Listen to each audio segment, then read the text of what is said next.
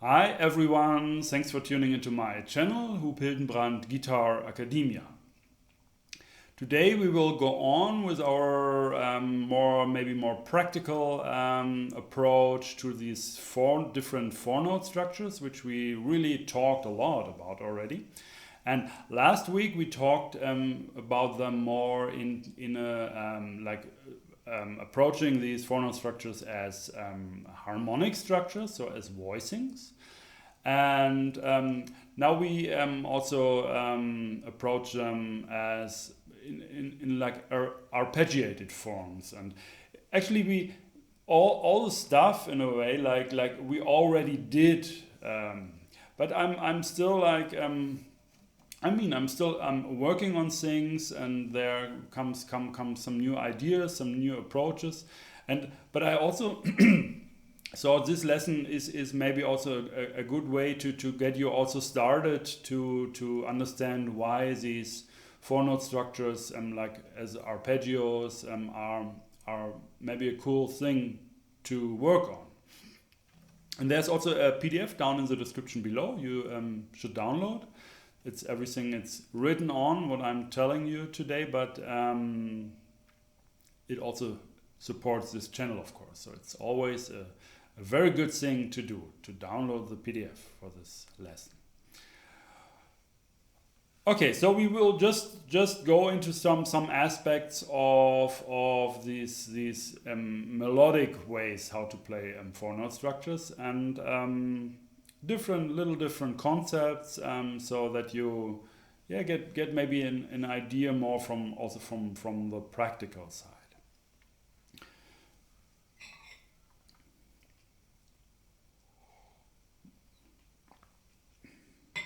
There's one thing I found out in a way, was quite interesting.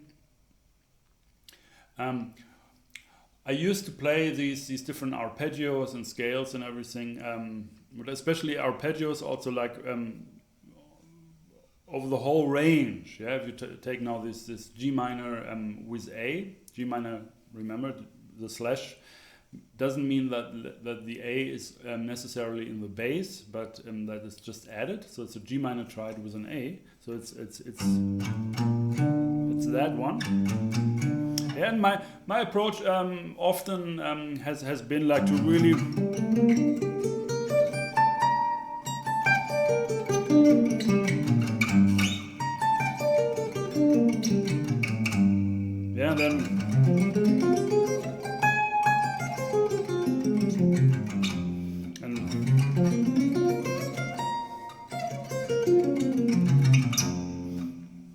this kind of an idea, always go from the lowest note to the top note. But yeah, I at a certain point I found out that to repeat the same structure, in the next octave exactly, is really like it really sounds like an exercise, like a study, like a kind of routine thing. It's a bit boring actually. So to go from like G, A, B flat, D, G, A, B flat, D. So this idea here,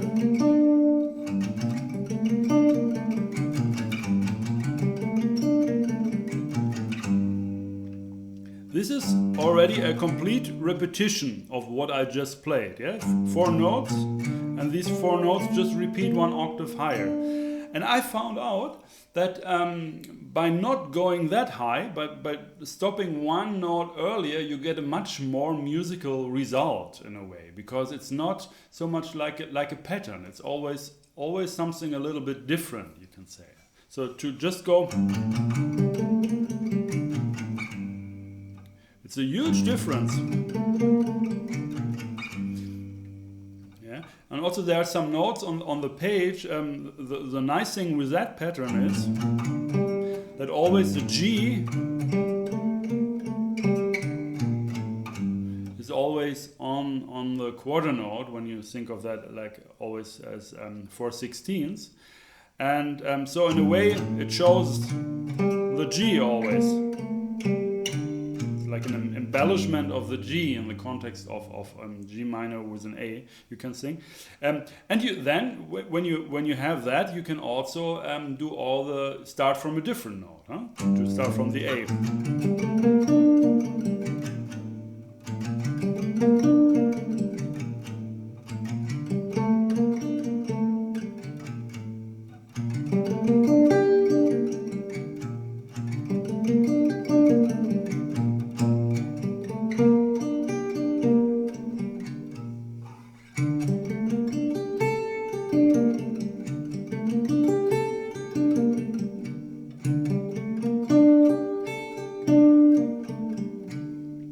Okay, you get this? You get this? This is a very different sound than very different sound, and this is some in a way a little really subtle. You really have to listen to that. But what I'm often what I'm really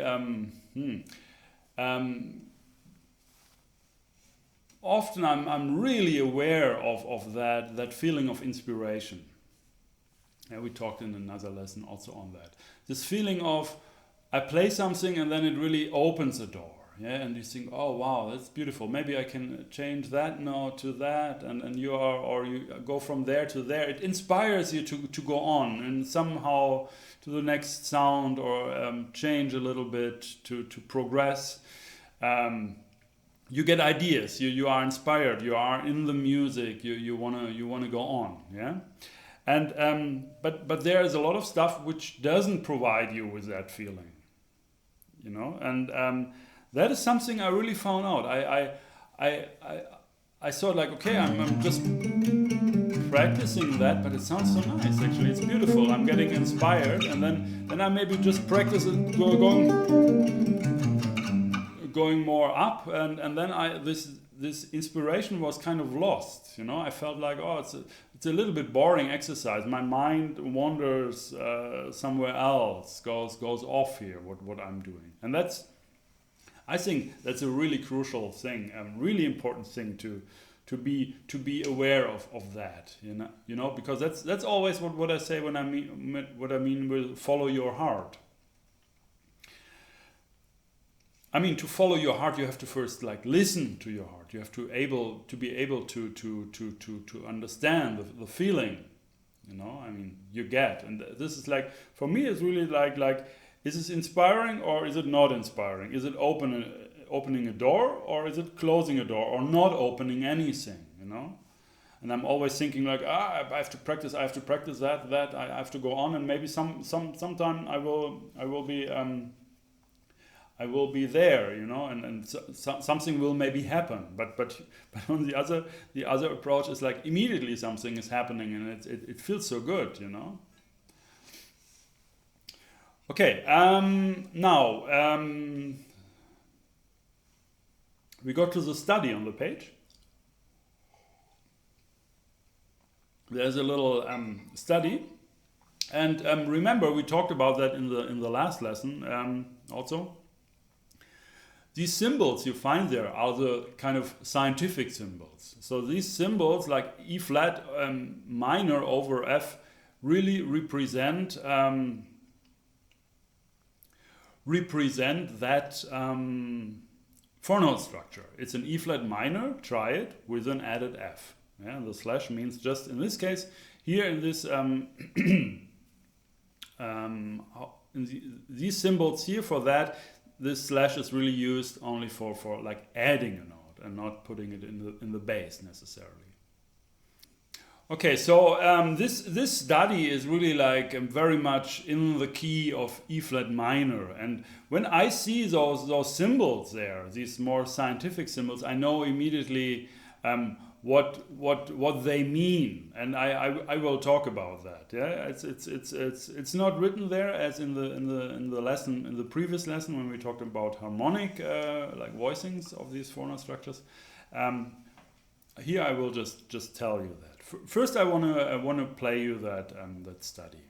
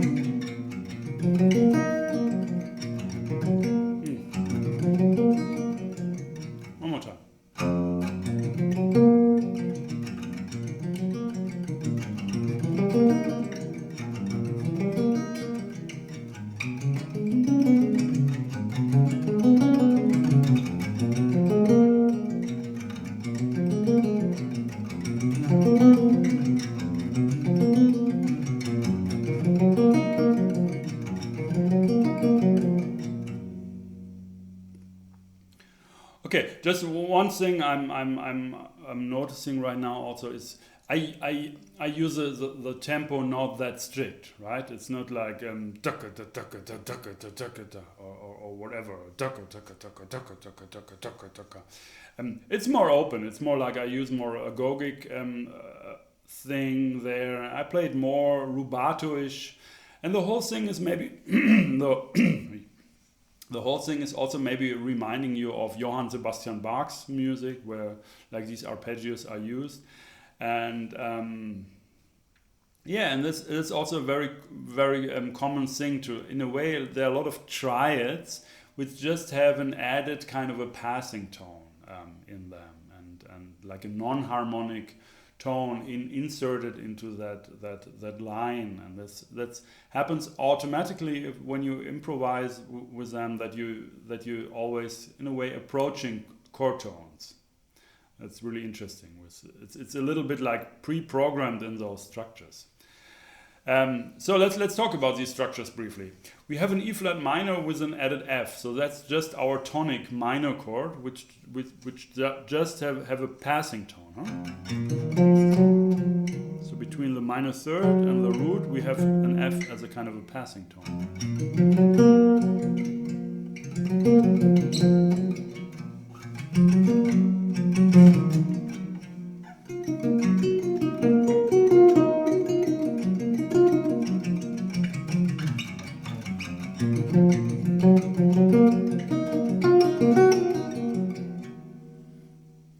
Okay, that's I think that's really clear. The sound of E flat minor is there instantly. I mean, you almost have no chance to avoid that with that kind of a structure. Okay, the next might be a little bit strange to see E flat with an F flat added, and when you play that, it's super clear that this is like a secondary dominant to the subdominant. So it's really like this E flat dominant with an added flat 9. Yeah, so these are like two notes. You are in the key and you showed E flat and F. I mean G flat and F in this E flat minor thing. And what you do now, the structure. Now you keep them the same, and instead of these two, you go. It's also kind of a voice leading what is happening, and from F to G flat, you go to F flat to G. Yeah, and then instead of having that, you have. And that's really perfectly resolving to A flat minor.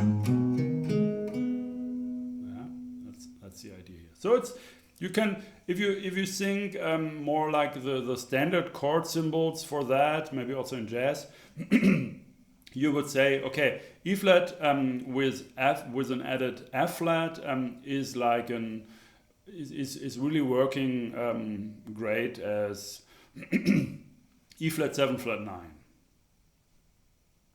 Yeah, E flat dominant 7 flat 9. And then this whole thing, and this is a really nice sound.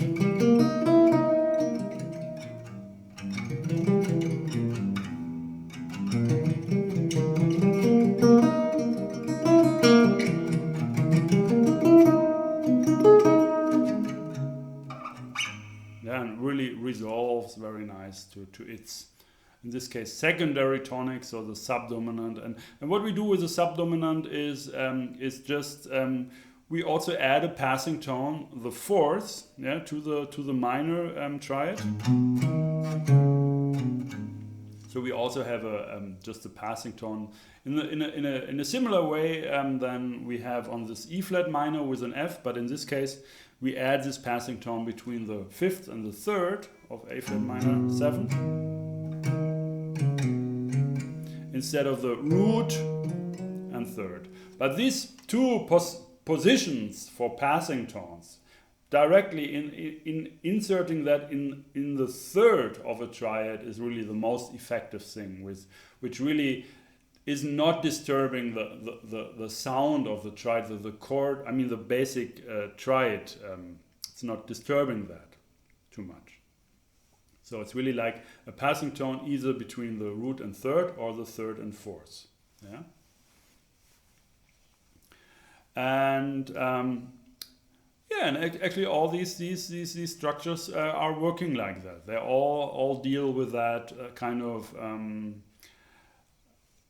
idea. I mean, they're triads with an added second degree or a second or an added fourth degree. So they're all really clear, outlining the basic triad, and that way they're clearly outlining the basic function, of course.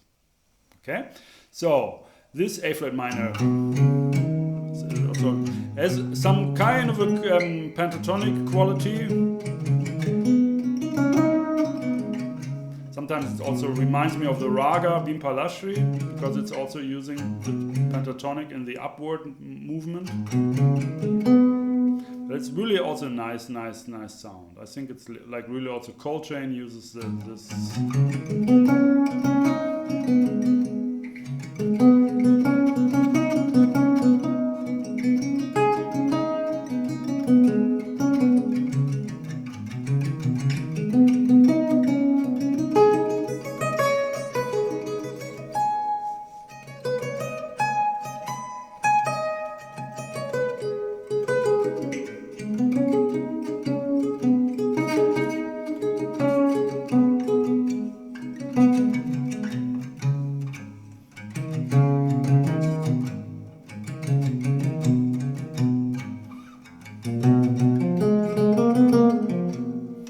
And you immediately hear that was a change. And it was a beautiful change, and you immediately hear also this is diatonic, progresses further.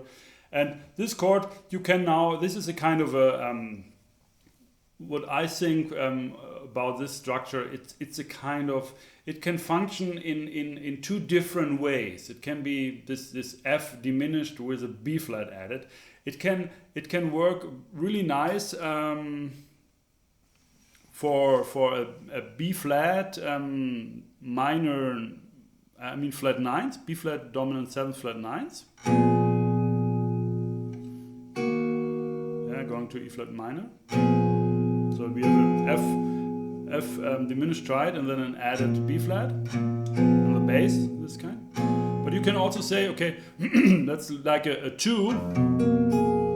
For example, like that, you have an F diminished and then an added B flat, and then you would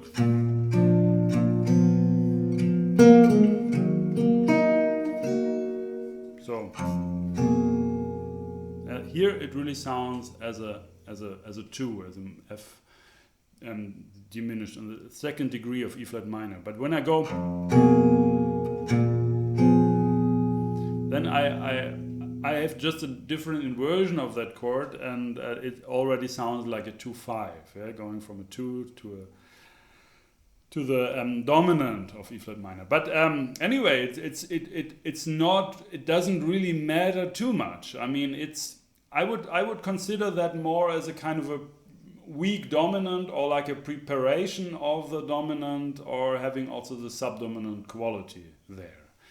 So it's in a way like its function is I mean, all these different functions you can apply to that chord, or how you can analyze that chord, is in a way like the same kind of a field you're dealing with. Yeah, the sound is very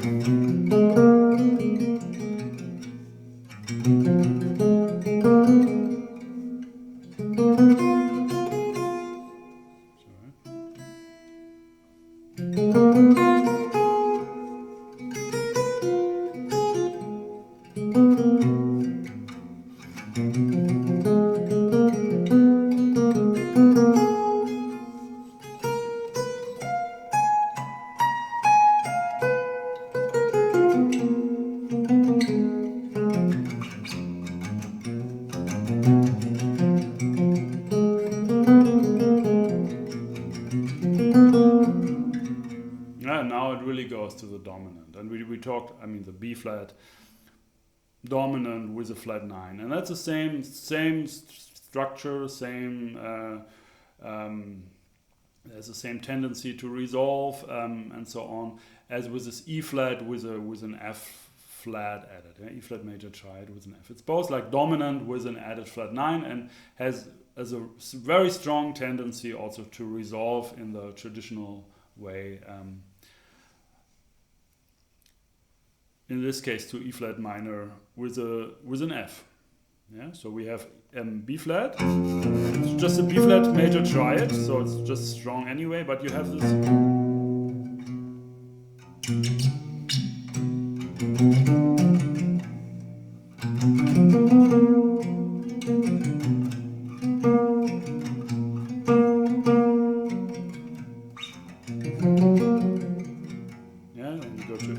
Flat minor with F.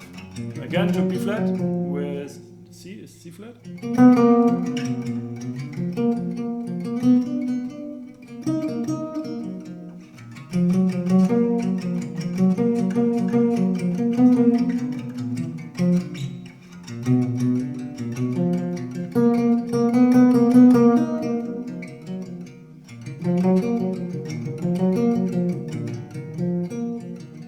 That was another one. B flat with an added fourth. It's also possible in this case.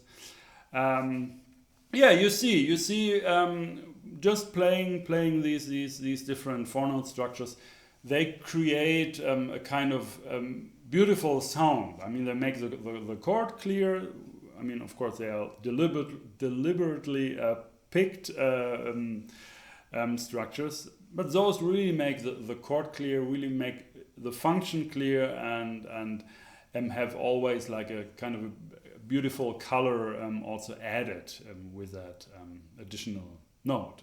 So okay, so you really hear them and see them there in the context of music, and this you can just take as an improvisation pass, yeah, to just take these four note structures and improvise with that.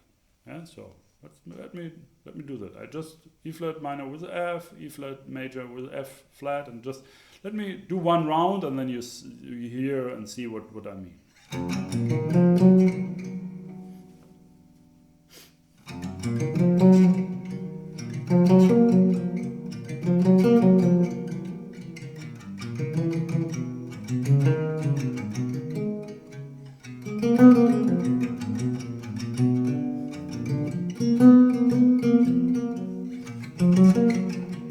Now one more.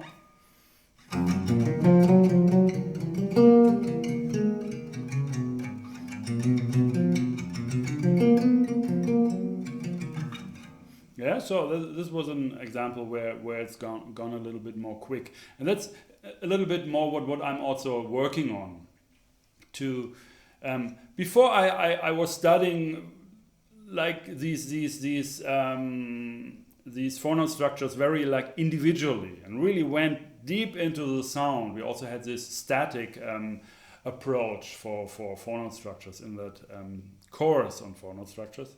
And this I really checked out and did all these kind of different exercises with arpeggio, different patterns, sequences, and so on.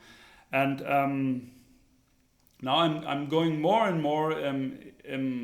I enjoy more and more this idea of being very quick with these changes, and yeah, that's what you just heard. I like that sound, but they are the applications. There are a lot of possibilities you can think of. Okay, we go to the next page, and there I just wanna also kind of open the door a little bit to some stuff we did not really talk about yet in those lessons here on Guitar Academia.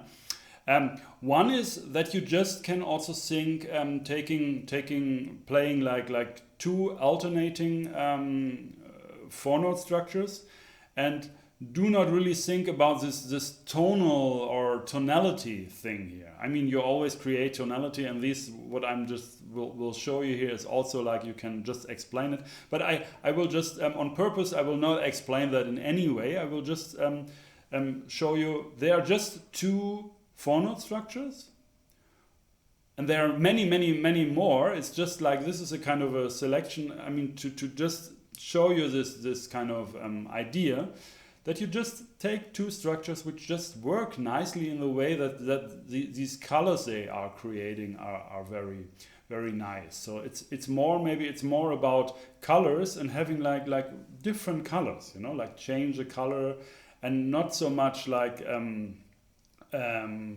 confirming tonality in a way. Yeah, it's more finding two structures which really work nice, beautiful together and create this nice change and yeah, there's also of course some logic should be always implied, otherwise it will not work. But let's listen to that. We have A flat with an added D, and we alternate that with C major, so A flat major triad with an added D, and a C major triad with an added F. Okay. So it's A flat major triad with an added D would be that.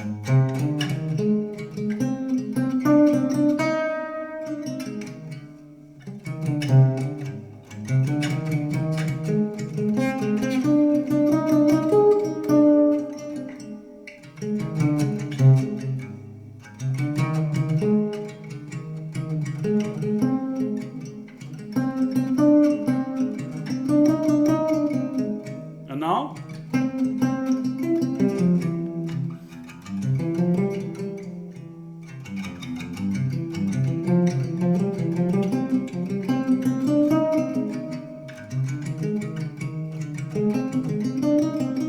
Yeah, I think I don't have to say anything. You instantly you hear, oh, it's a new color. It's a new color. Nice. Okay.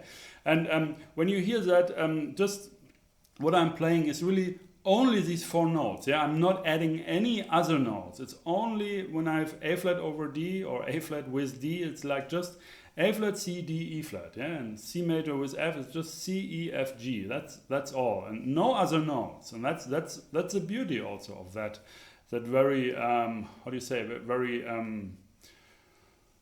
strict concept. Yeah.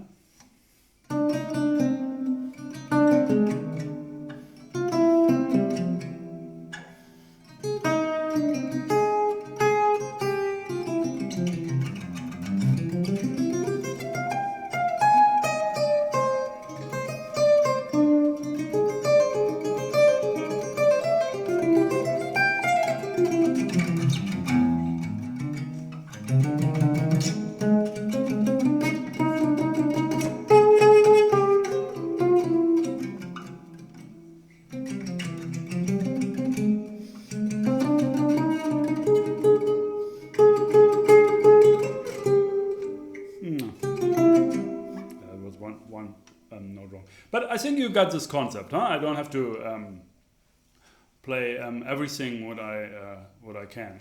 I think you got it.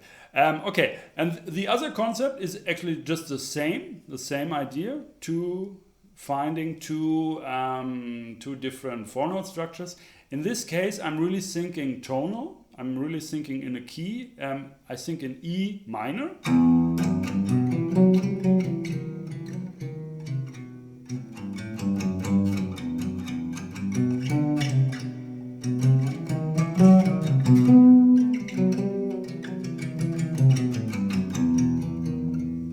Okay, and then I have that structure here, which is like a real like out structure. So it's a structure which really creates tension, but at the same time it's a structure which really works very nice in itself. Yeah, we talked about this structure also before in a completely different context. That's also really interesting in this case. Gives you really an idea how different these four note structures can actually function by just applying different rules, different thinking. We have E flat, E flat major triad with an added E, yeah, or F flat would be the correct spelling of this four note structures. But we say E because E is our root of the tonality, and we still want to sing E as a kind of resolution in this case. And this E flat major triad, so the sound is just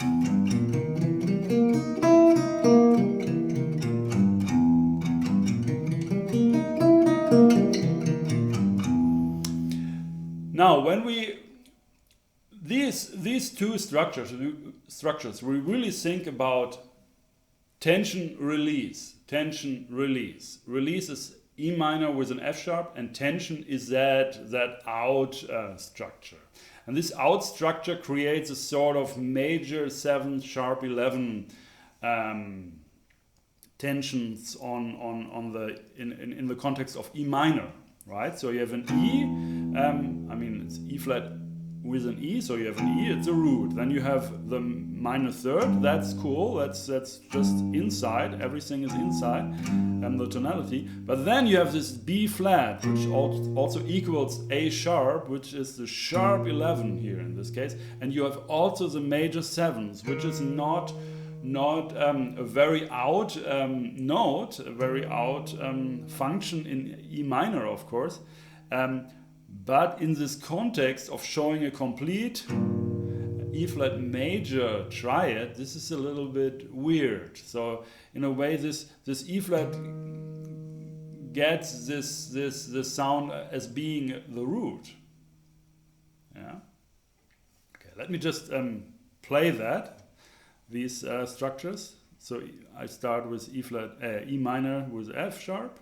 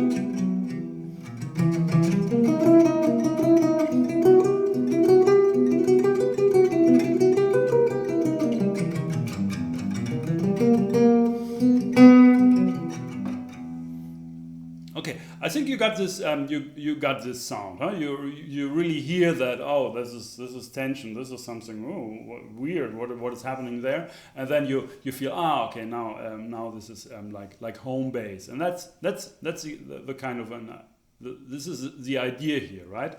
To have really like a tension chord and the resolution chord, and then you alternate between them. And in this case, really you can think that in a tonal way. Really think like, okay, I'm in E minor.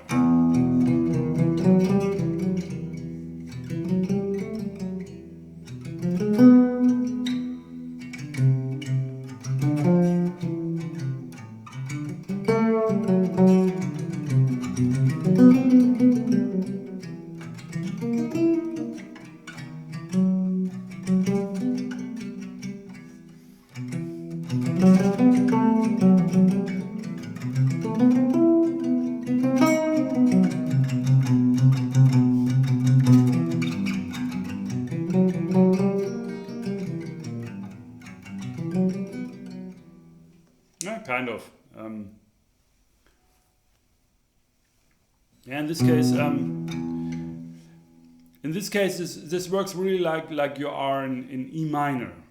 Yeah.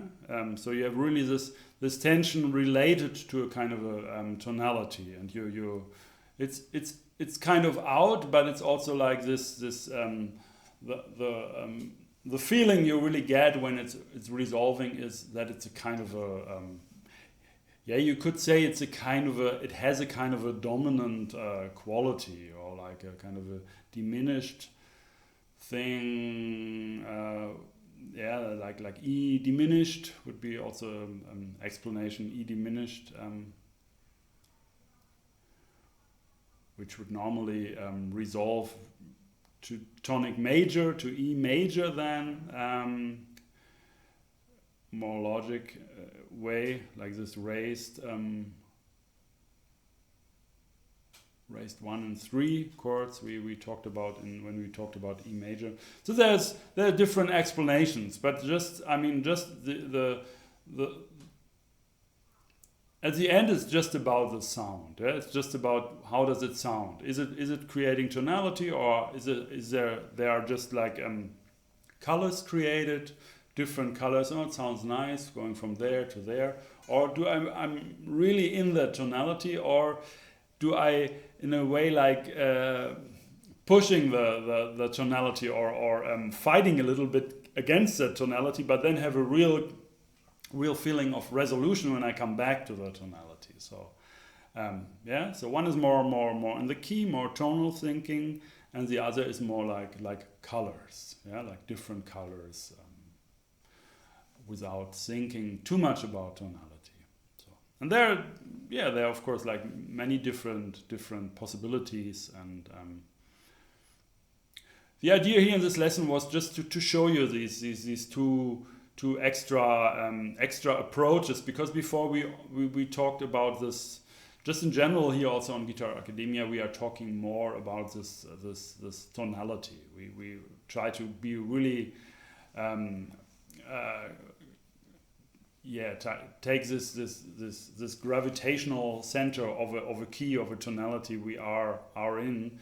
We take that very serious, which is maybe more connected to Indian raga music also, where your sa, your root is never changed. Okay, so you have like two a little bit different concepts here, and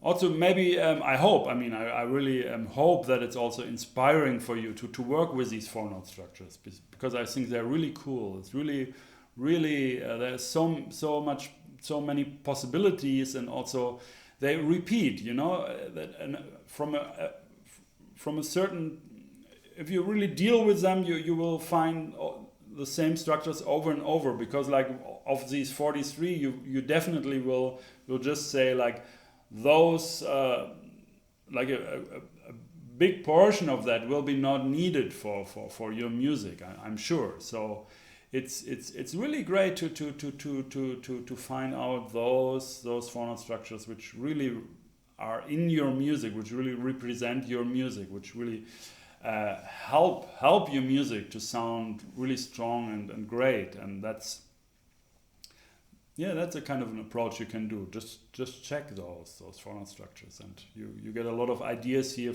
on this channel also how to use them, right? Okay, so that's it for this lesson. I hope you enjoyed it. I really hope it inspires you to go on with that stuff. And please don't forget to subscribe to my channel, and also click the bell button to get notifications, because every week a new video will be released here. And also there's a possibility to support my channel. Just go in the description below. There's a link to my website, hupildenbrand.com, the Guitar Academia page. There's a button where you can donate. So this would make me really happy, actually, to also see that you really value the stuff which I'm sharing here, on this channel, and that you really want to support that and get involved in this whole process. And yeah, would be really cool. All right, so stay tuned. Thanks for watching. My name is Huub Hildenbrand.